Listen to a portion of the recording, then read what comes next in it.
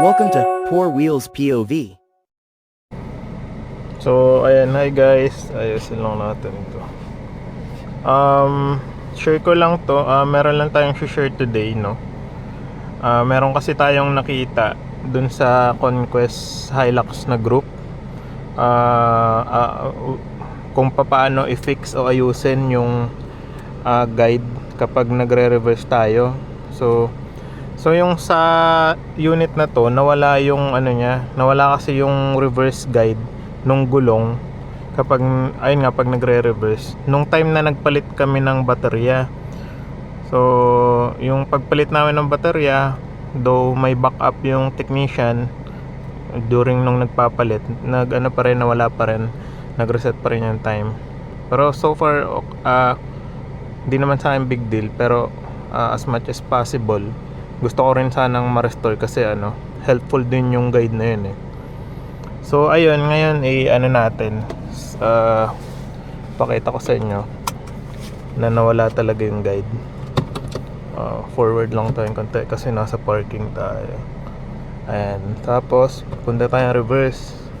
So ayan pansinin nyo kapag inaano ko yung manibela, walang guide nung gulong. So usually meron talaga yan. So i-testing natin o i-try natin yung suggestion nung ni sino ba yan, idagdag ko mamaya kung sino siya para i-credits natin kung sino yung nag-share dun sa GC. So ito, as per dun sa post niya, gumana sa kanya, no. So hindi natin sure kung gagana din dito sa unit tapos sa ibang unit. So yung unit niya as per dun sa post is Hilux 2023 din, then hindi ko alam kung Conquest. So ito Conquest 2023 automatic. So ito, try natin. So sabi, punta ka ng menu and then display, screen off mo, then swipe ka ng 5 times sa right, 1, 2, 3, 4, 5, then swipe ka sa left ng 1, 2, 3, 4, 5. Then may gantong menu na lalabas, no. Then punta daw kayo sa function and then punta ka ng camera setting. So ngayon ang gagawin mo is steering angle setting. Punta ka dito, steering angle. Nako, ayaw lumabas. Okay, steering angle.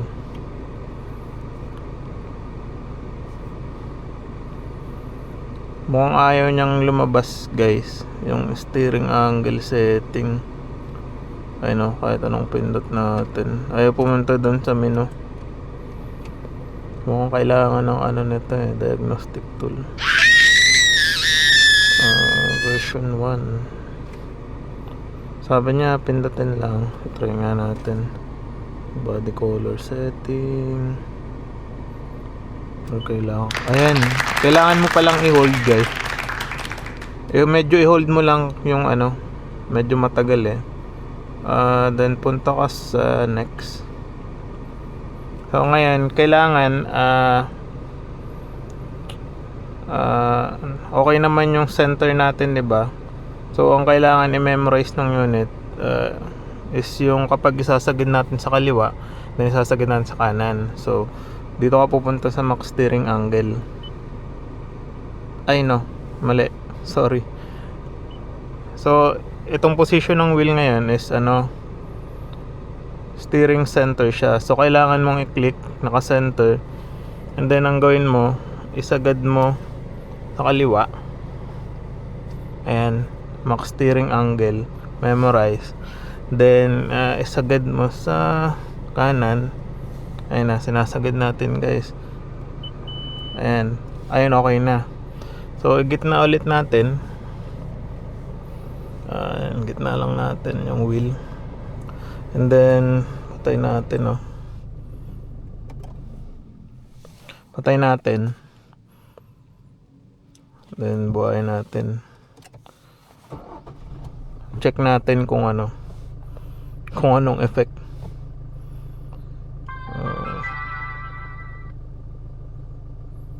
Ayan.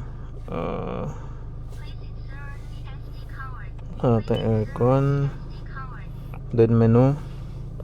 And then ngayon, para matest natin yon, abante tayo. Ayun, abante tayo. And then reverse.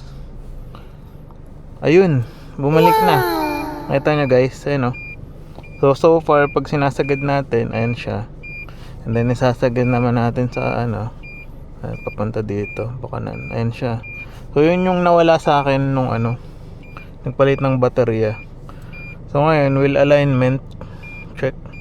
So basically siya, recalibration nung wheel, no. So pwede nyo siyang i-try, do wala naman mawala, no. Ayan ako lang. Ayan, sa parking natin. Ayan. Ayun guys, sana makatulong sa inyo. End ko na tong video, and like and subscribe. Kasi kakagawa ko lang ng channel page. So sana makapag-subscribe kayo, follow. Ayun guys. Thank you.